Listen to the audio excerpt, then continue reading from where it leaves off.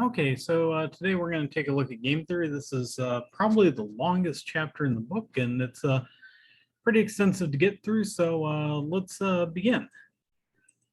So we talked about graph theory, and that helps us address the structure of networks, but we can use game theory to reason about the behaviors of the agents that are living within those networks. And it's designed to address situations in which the outcome of a person's decision depends not just on how they choose among several options, but also the choices that other people or other agents make with whom they're interacting. And choose in a variety of settings, evolutionary biology that we'll get to in the next presentation, auctions, international relations, even the decision as to whether to use performance enhancing drugs in sports plays into game theory. And in terms of evolutionary biology, we can think about how well a particular mutation might do in a new ecosystem. So let's start by looking at what constitutes a game. So consider two students who are deciding between two deliverables, but they can only pick one. This is kind of a common situation that occurs in university during the regular semesters. They've got an exam and a team presentation. So if you study, you'll get a 92 on the exam. If you don't, you'll get an 80.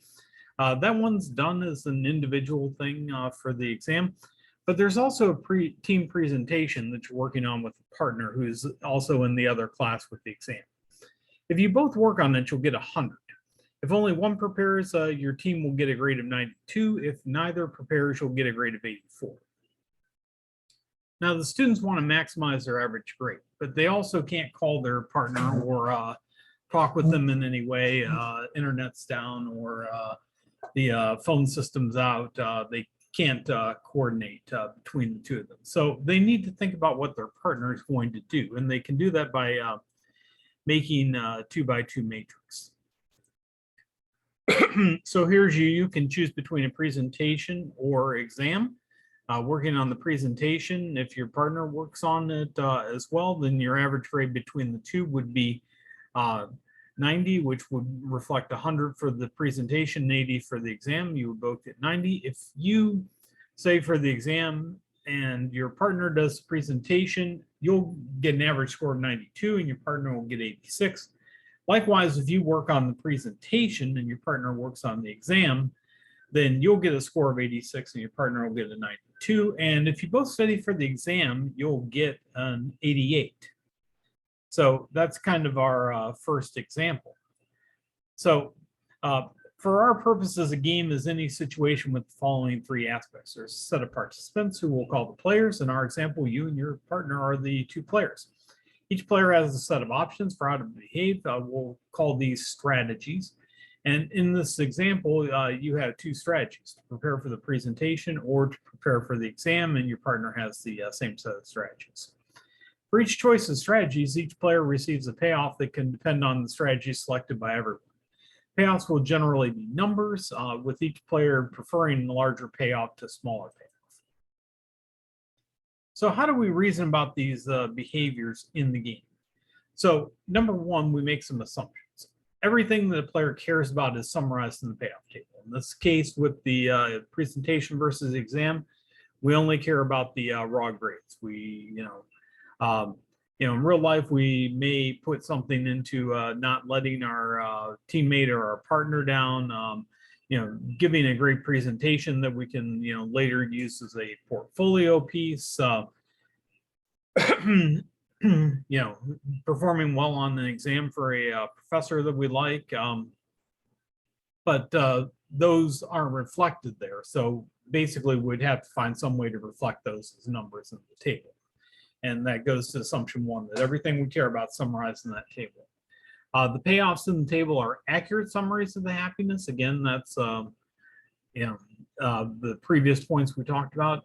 Each player knows everything about the structure of the game, so both you and your partner know, exactly what will happen as a result of making the choices you make, and you'll act rationally in order to maximize your own happiness. No doomers here. And players will be successful in selecting their optimal strategy. So if your partner is going to study for the exam, you get a payoff of 88 by also studying, and a payoff of 86 by working on the presentation. So Again, if that 88 is reflective of your total happiness, you should choose to study for the exam. If your partner was going to prepare for the presentation, you would get a payoff of 92 by studying for the exam and a payoff of 90 by working on the presentation with your partner as well.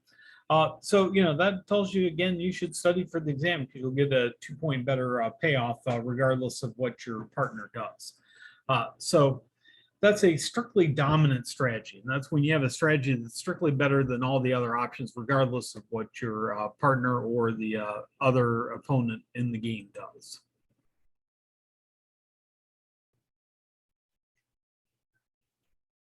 And by the way, if you look at this, the best total payoff is if you both work on the presentation, which is 180. That's the best total. The others are like 178 and 176.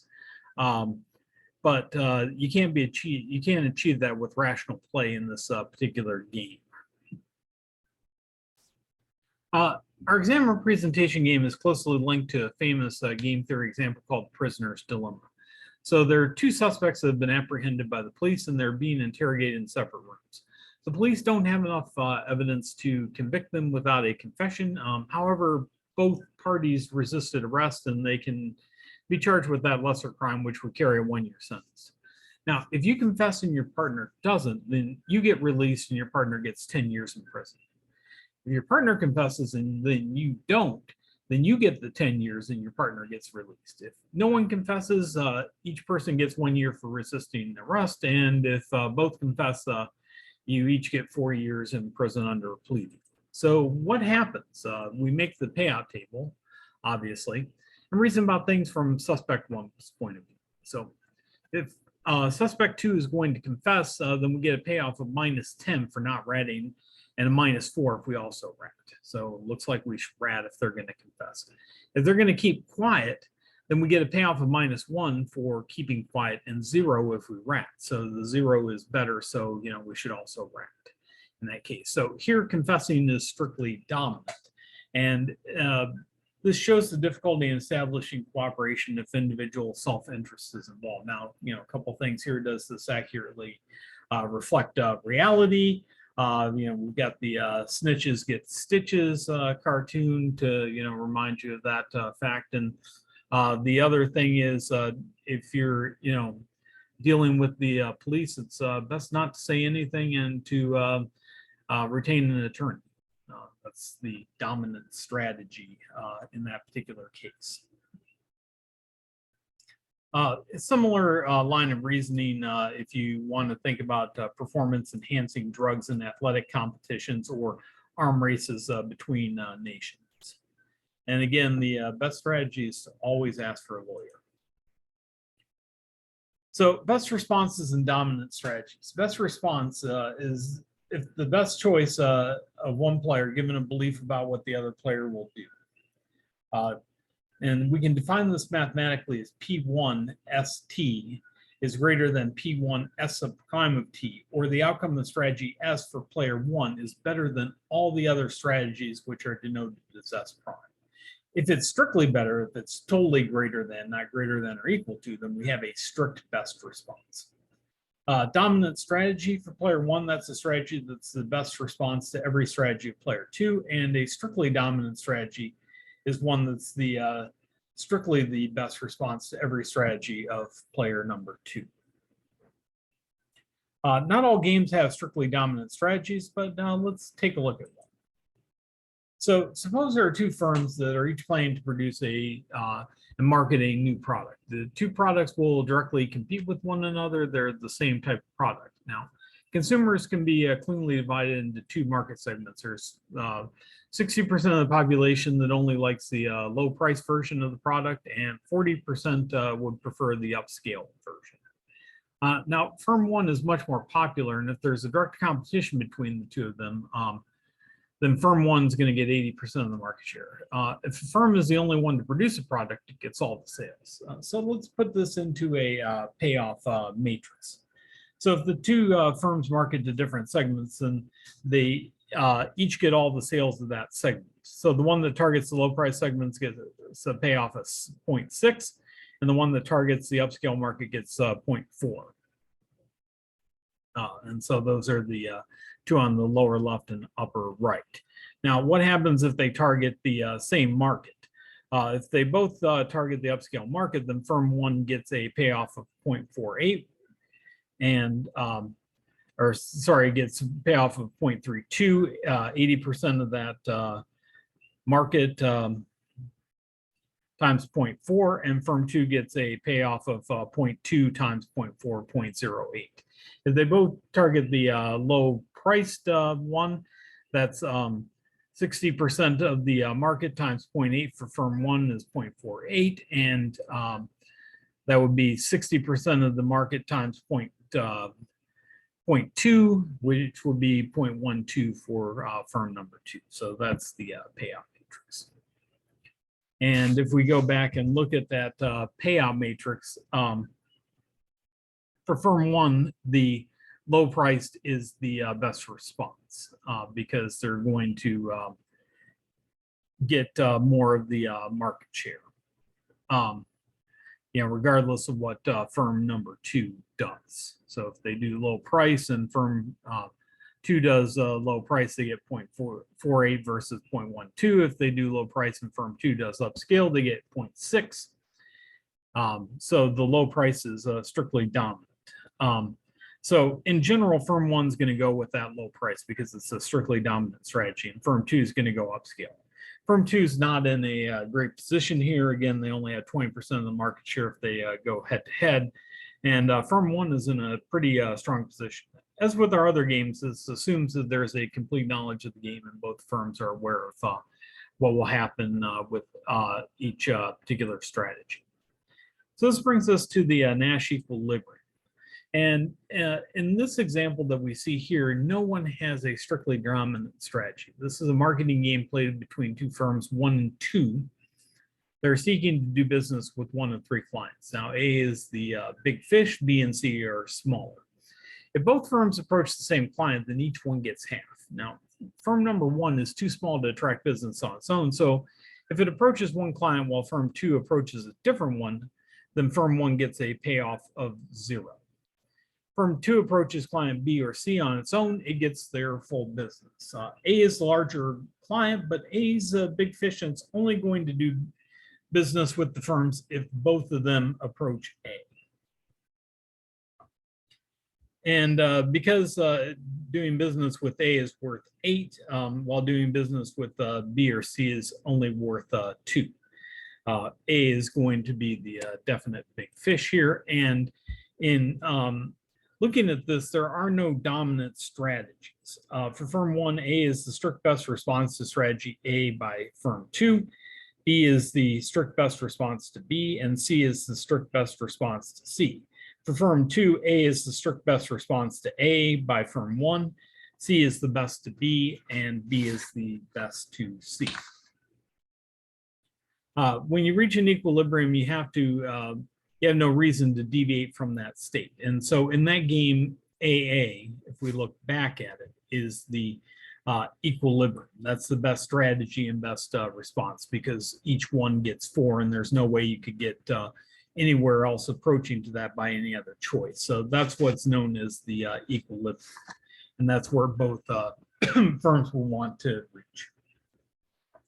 So player 1 chooses strategy S and player 2 chooses a strategy T. We say that such a pair of strategies ST is a Nash equilibrium if S is the best response to T and T is the best response to S. So in that case, A and A is the 2 best responses.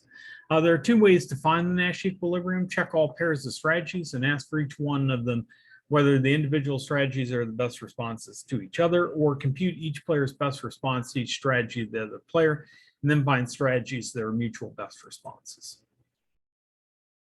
Multiple equilibria. A game can have more than one Nash equilibrium. Let's go back to a coordination game like our presentation exam, but this one we're deciding on whether to use PowerPoint or Keynote. If both my partner and I decide to use PowerPoint, it's going to be easy to merge the 2 slides, same if we both decide to use Keynote, but if we that person uses Keynote and I use PowerPoint, well, it's going to be a little bit of work.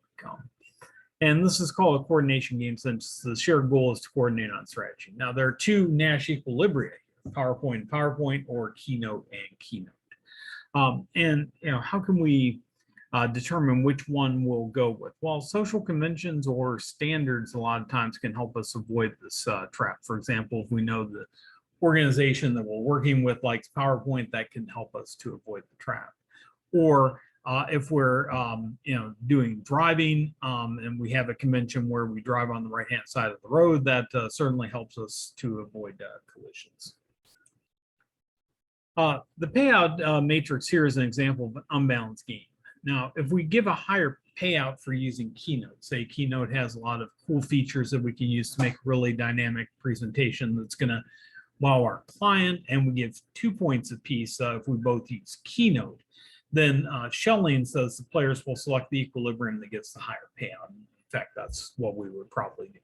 Now, there can be problems if participants don't agree on which choice is better. Hey, I may think Keynote's better, and my partner may think PowerPoint is better. So there may be problems if we don't agree on which choice is better. Let's take and the bottom one, by the way, is called the Battle of the Sexes. It was renamed from the Battle of the Sexes. So it originally had to do with selecting a movie between a husband and a wife. The husband likes action films while the wife liked romantic comedies. So which one did you pick? And somebody walked away disappointed. Another example is Stag Hunt. So suppose two people go out hunting. If they work together, they can catch a stag, which is the best payout. Of course, we'd have to go over to Maui to do that.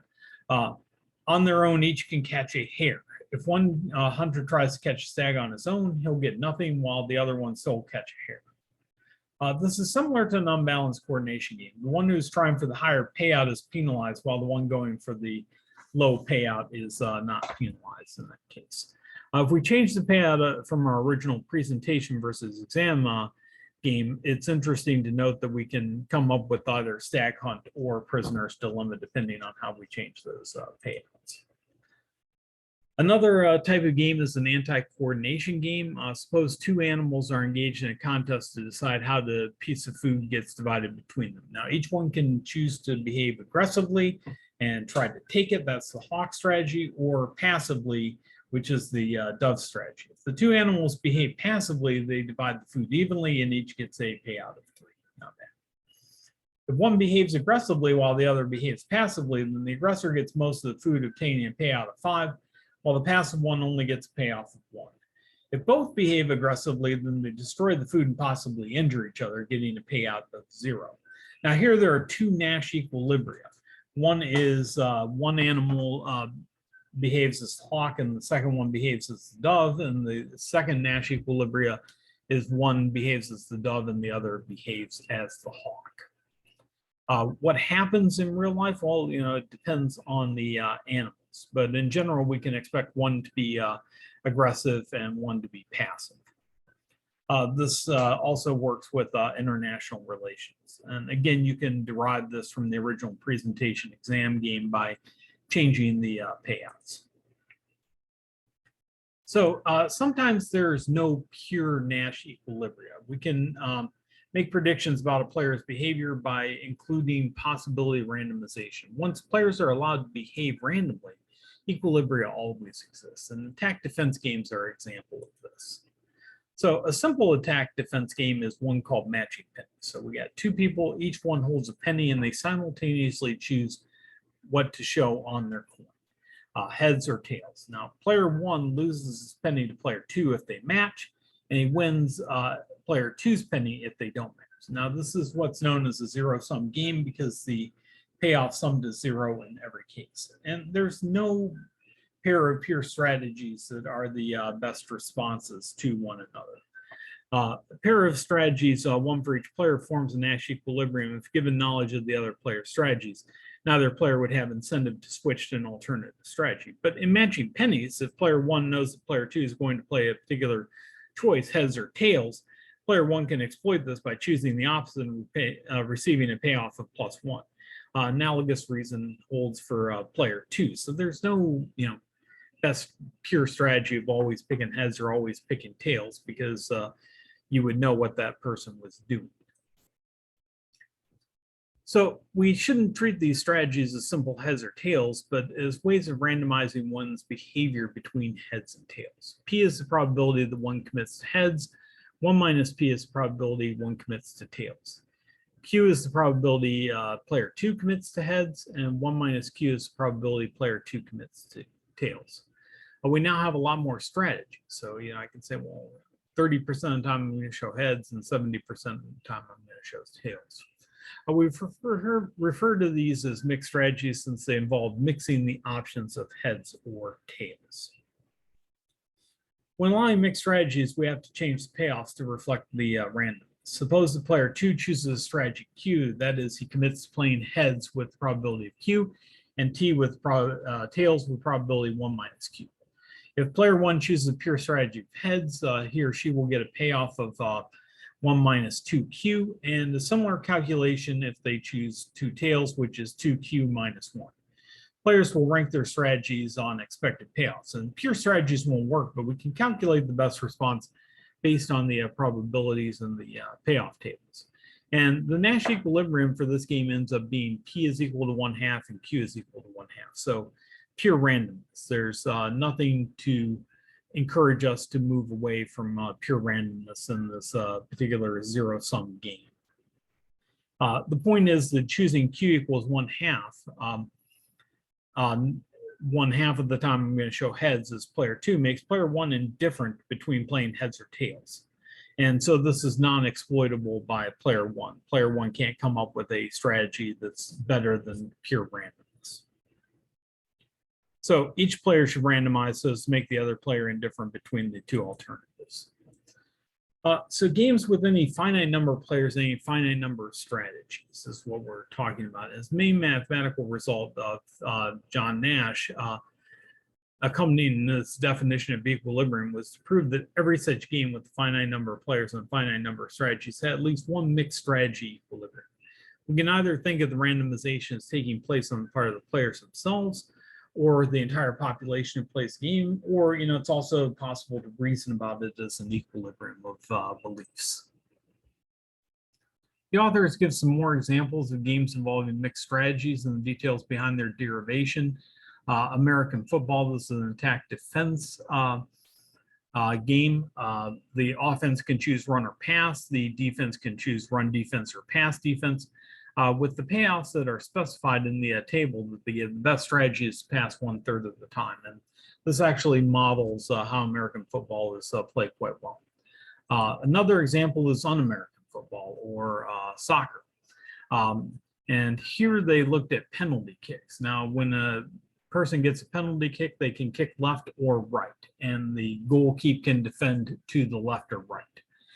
It's not really in favor of the goalkeeper, because even if the kicker goes left and the goalkeeper goes left, 58% of the time the player still scores. But it is similar to matching pennies. It's not a zero-sum game, but the goalie does do slightly better if he goes to the same side as the kick.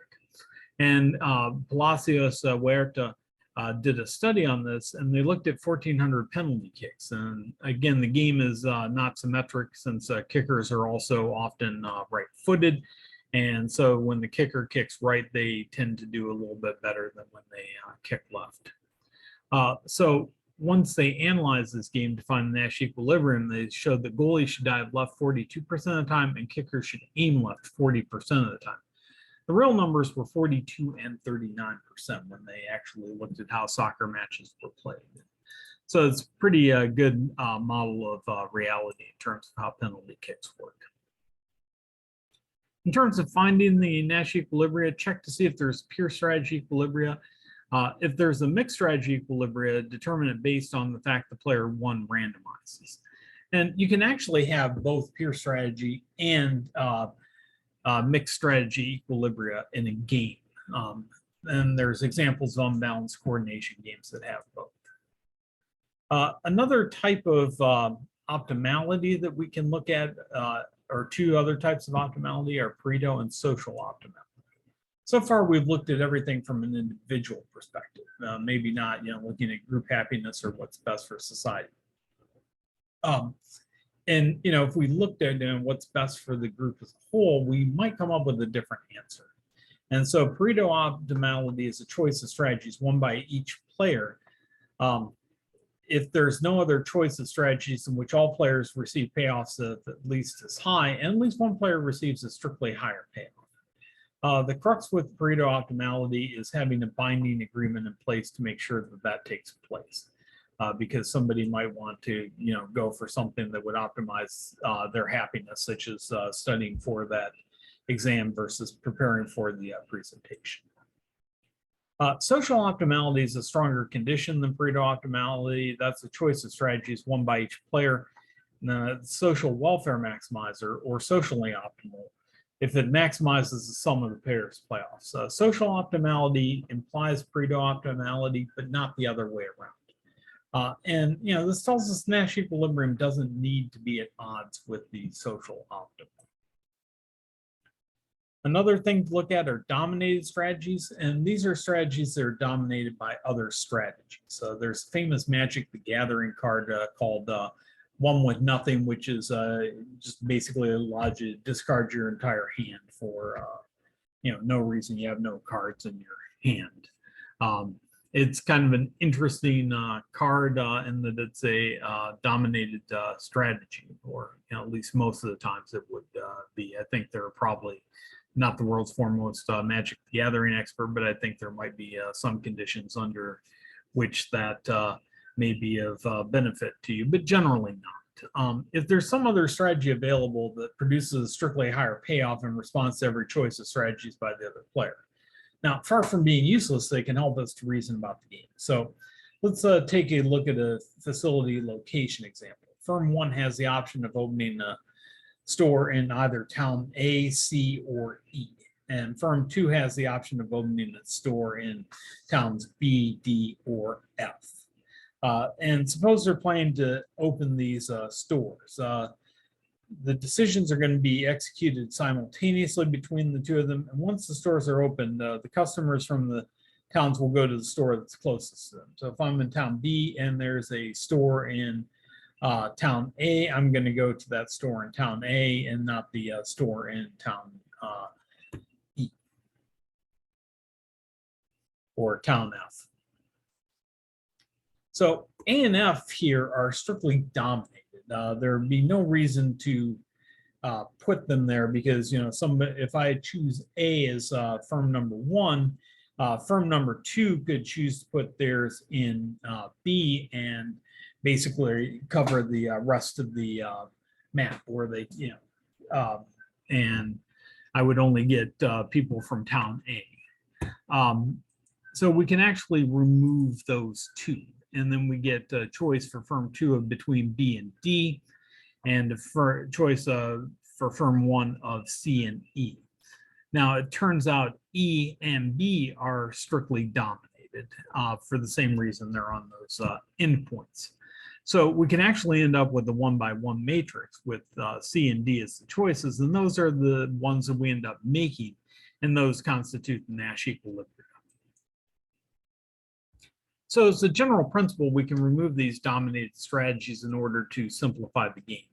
And iterative deletion of dominated strategies keeps the original Nash equilibrium intact.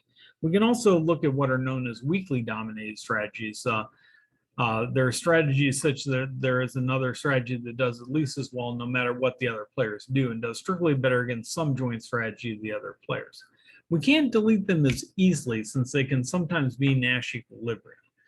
We can see techniques for dealing with them in the next presentation on evolutionary game theory. And finally, dynamic games. Not all games have the action take place simultaneously. Things like rock, paper, scissors, things take place simultaneously, or matching pennies. Those are the games that we talked about so far, but some games have one player moves and then the second player responds. Things like checkers or chess or board games. We call these dynamic games. With simultaneous, we can use a normal form expression, but in dynamic, we use an extensive form of expression, which is the game tree you see here. We can find anticipated behavior or reason about it by using tools such as Minimax or by reasoning about strategy. Minimax is an algorithm that you'll probably learn in 440 artificial intelligence. We can also write a normal form if we have complete strategies. And that's it for the game theory. We'll talk about evolutionary game theory in the next presentation. Thanks so much for watching.